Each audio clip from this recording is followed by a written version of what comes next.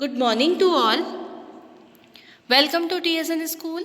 हम पढ़ रहे हैं कक्षा 9वीं हिंदी की पाठ्य पुस्तक स्पर्श भाग 1 का पाठ्यक्रम।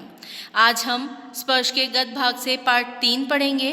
पार्ट 3 में आपको शरद जोशी जी द्वारा लिखा गया एक लेख दिया गया है। इस लेख का शीर्षक है तुम कब जाओगे अतिथि।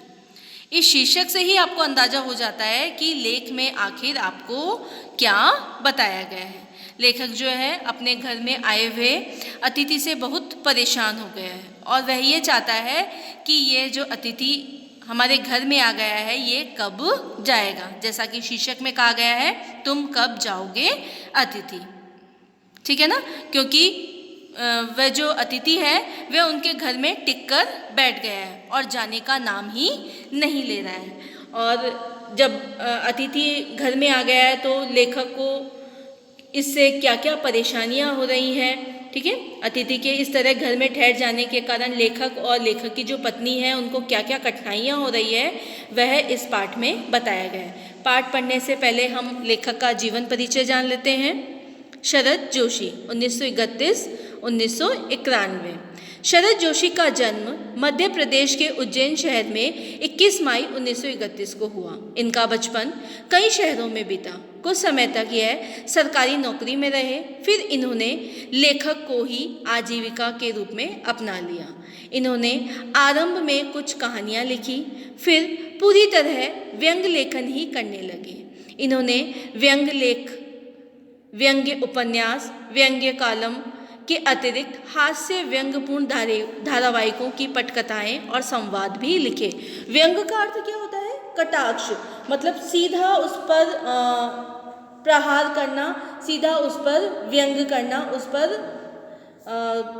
मतलब इस तरह की बात करना जिस तरह से इस पाठ में दिया गया है। तुम कब जाओ, मतलब अतिथि के ऊपर सीधे कटाक्ष रूप से उसे कहा गया है कि अब तुम कब जाओगे। हिंदी व्यंग्य को प्रतिष्ठा दिलाने वाले प्रमुख व्यंग्यकारों में शरद जोशी भी एक हैं। शरद जोशी की प्रमुख व्यंग्य कृतियां हैं परिक्रमा, किसी बहाने, जीप पर सवार इल्लियां, तिलिस्म, राह किनारे बैठ, दूसरी सतह, प्रतिदिन। 2 व्यंग्य नाटक भी हैं, अंधों का हाथी और एक था गधा। एक उपन्यास है मैं केवल मैं उर्फ कमलमुख BA, ये दूसरा उपन्यास। शरद जोशी की भाषा अत्यंत सरल और सहज है। मुहावरों और हास्य परिहासों का हल्का स्पर्श देकर इन्होंने अपनी रचनाओं को अधिक रोचक बनाया है। धर्म, आध्यात्म, राजनीति, सामाजिक जीवन, व्यक्तिगत आचरण कुछ भी शरद जोशी की पैनी नज़र से नहीं बच सका है। मतलब इन्होंने अपनी जो रचनाएं हैं उनमें हर तरह के क्षेत्र को शामिल किया है। इन्होंने अपनी व्यंग्य रचनाओं में समाज में पाई जाने वाली सभी विसंगतियों पर बेबाक चित्रण किया है। पाठक इस चित्रण को पढ़कर चकित भी होता है और बहुत कुछ सोचने को विवश भी। वह सोचने लगता है कि हाँ, सचमुच ऐसा हमारे साथ भी हो सकता है। अब ये जो पाठ है, प्रस्तुत पाठ तुम कब जाओगे अतिथि में शरद जोशी ने ऐसे व्यक्तियों की खबर ली है जो अपने किसी परिचित या रिश्तेदार के घर बिना कोई पूर्व सूचना दिए चले आते हैं और फिर जाने का नाम भी नहीं लेते, भले ही उनका टिके रहना मेजबान पर कितना ही भारी क्यों ना पड़े। क्योंकि आज के समय में इतनी महंगाई में हम अपने घर परिवार का भरण पोषण कर सकें वही बहुत है। और इसमें अगर कोई मेहमान हमारे घर आ जाए वो भी बिना बुलाए, ठीक है, और फिर चलो ठीक है 1 दिन की मेहमान नवाजी, 2 दिन की मेहमान नवाजी, लेकिन अगर लगातार 4 से 5 दिन तक वह रहे तो घर वाले उससे परेशान हो जाते हैं। अच्छा अतिथि कौन होता है? वह जो पहले से अपने आने की सूचना देकर आए और 1-2 दिन मेहमानी करा के विदा हो जाए, या वह जिसके आगमन के बाद मेजबान वह सब सोचने को विवश हो जाए जो इस पाठ के मेजबान निरंतर सोचते रहे। मतलब अब ये बता रहे हैं कि अच्छा मेहमान या अच्छा अतिथि कौन होता है? जो पहले से सूचना देकर आए और 1 या 2 दिन की मेहमान नवाजी करके चला जाए, या फिर एक ऐसा अतिथि जो बिना बताए तो आ रहा है और कई दिनों तक उनके घर में मेहमान नवाजी करवा रहा है। इससे उनके घर वालों को कितनी परेशानी हो रही है, वो क्या क्या सोच रहे हैं, वो हम इस पाठ में पढ़ते हैं। तुम कब जाओगे अतिथि।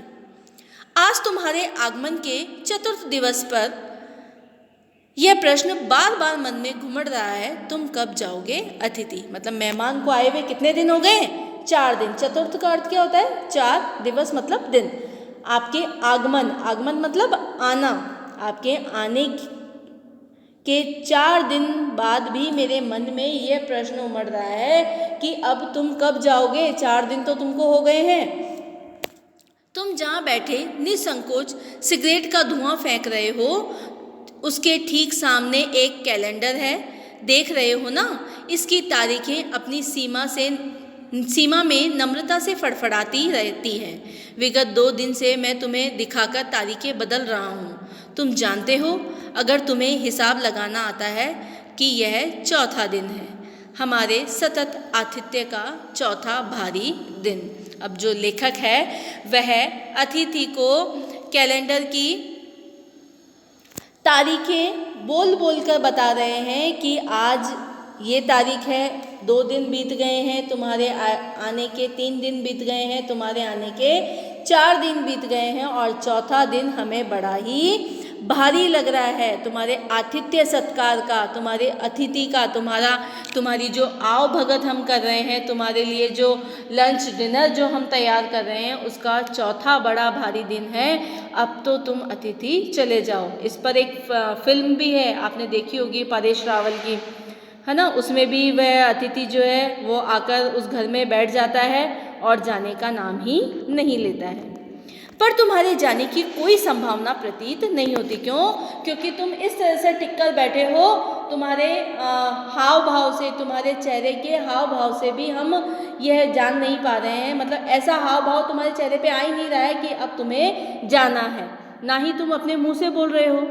लाखों मील लंबी यात्रा करने के बाद वे दोनों एस्ट्रोनॉट भी इतने समय चांद पर नहीं रुके थे जितने समय तुम एक छोटी सी यात्रा कर मेरे घर आए हो। एस्ट्रोनॉट मतलब अंतरिक्ष यात्री। इतनी लंबी यात्रा करने के बाद भी इतने दिन अंतरिक्ष में नहीं रुकता है जितने दिन तुम मेरे घर पे रुके हो।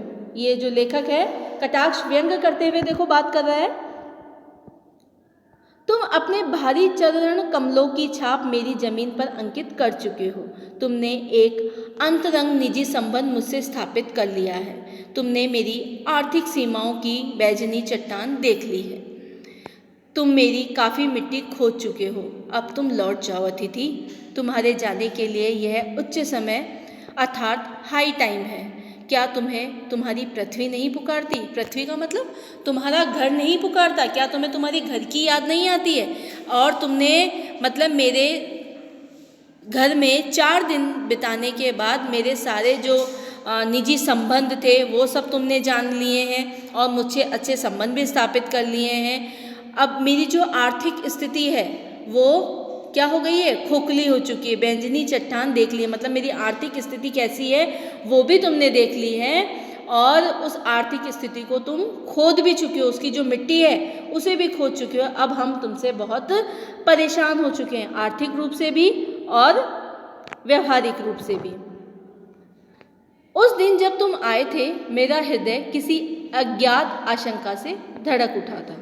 अंदर ही अंदर कहीं मेरा बटवा कांप गया। बटवा कांपना मतलब अब मुझे पता चल गया कि जहाँ 3 मेंबर्स का खाना बनाना है वहाँ 1 जने का खाना और बढ़ गया। आर्थिक रूप से मैं क्या हो गया, मुझे कोई आशंका धड़क उठी थी मेरे हृदय के अंदर और कहीं कहीं मेरा बटवा भी कांप गया। मतलब अब जो खर्चे हैं वो बढ़ चुके हैं।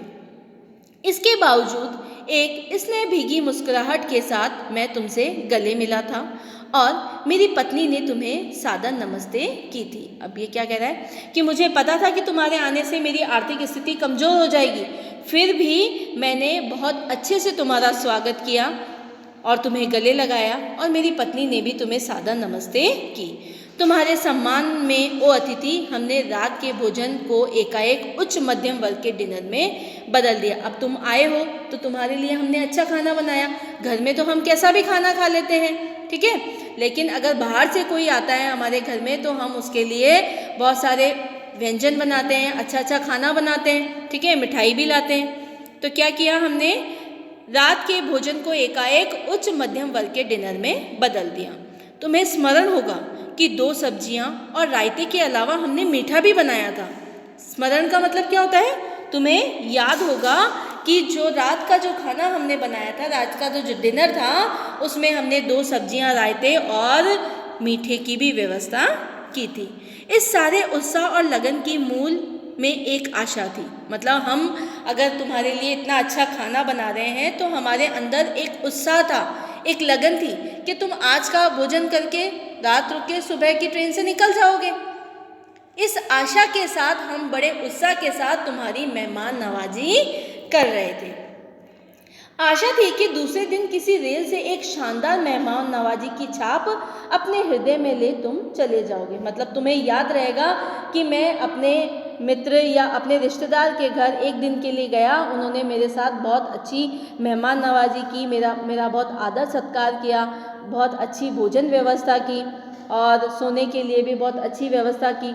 इस तरह की शानदार मेहमान नवाजी की छाप अपने हृदय में लेकर तुम अपनी पृथ्वी यानी अपने घर की ओर चले जाओगे। इस प्रकार की सोच में सोचकर ही तुम्हारे लिए जो रात का जो डिनर था उसमें उच्च व्यवस्था की, अच्छा अच्छा खाना बनाया, 2 सब्जियां, रायते, मिठाई, इन सब की व्यवस्था की। किस लिए की, ताकि तुम दूसरे दिन ट्रेन से चले जाओ। हम तुमसे रुकने के लिए आग्रह करेंगे मगर तुम नहीं मानोगे और एक अच्छे अतिथि की तरह चले जाओगे। अब होता है ना कि मेहमान आते हैं और जब जाने लगते हैं तो हम कहते हैं नहीं नहीं, एक दिन और रुक जाते, 2 दिन और रुक जाते, हमें अच्छा लगता। लेकिन तुम कहते नहीं नहीं, मेरे पास इतना समय नहीं है, मैं तुमसे मिल लिया, सबसे मिल लिया, सबसे अच्छी बातचीत हो गई, इतना ही काफ़ी है। लेकिन जो लेखक है वो अपने मन में ही ऐसी सारी बातें सोच रहा है और जो मेहमान है वो ऐसी बातें उनके मन में विचार भी नहीं आ रहा है, क्योंकि वह तो उस घर में टिककर बैठ गया है। पर ऐसा नहीं हुआ। दूसरे दिन भी तुम अपनी अतिथि सुलभ मुस्कान लिए घर में ही बने रहे। हमने हमारी पीड़ा पी ली और प्रसन्न बने रहे। अब हमें थोड़ा गुस्सा भी आ रहा था, दर्द भी था कि ये मेहमान यहीं पर रहेंगे तो हमारी जो आर्थिक स्थिति है वो गड़बड़ा जाएगी। लेकिन फिर भी हमारे चेहरे पर एक हल्की मुस्कान बनी हुई थी।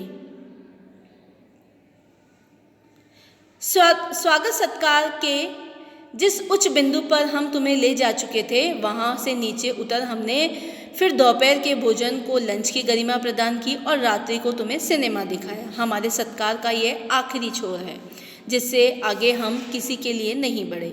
इसके तुरंत बाद भावभीनी विदाई का वह भीगा हुआ क्षण आ जाना चाहिए था जब तुम विदा होते और हम तुम्हें स्टेशन तक छोड़ने जाते, पर तुमने ऐसा नहीं किया। मतलब अब रात का डिनर तो हो गया, सुबह सोचा कि सुबह मेहमान चले जाएंगे, लेकिन तब भी वह नहीं गया। अब इन्होंने क्या किया, दिन का जो भोजन था, दोपहर का जो लंच था, उसको भी बहुत अच्छे से किया और रात्रि को मेहमान को सिनेमा भी दिखाया। अब इतना करने के बावजूद भी वह मेहमान वहीं का वहीं टिका हुआ है।